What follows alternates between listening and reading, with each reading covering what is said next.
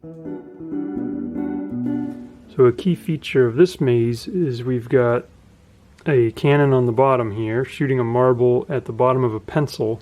It kicks the pencil out and that pencil drops, and then this ball is free to start running. Pretty cool little trick there to be able to get up like a huge amount of height there using a pencil.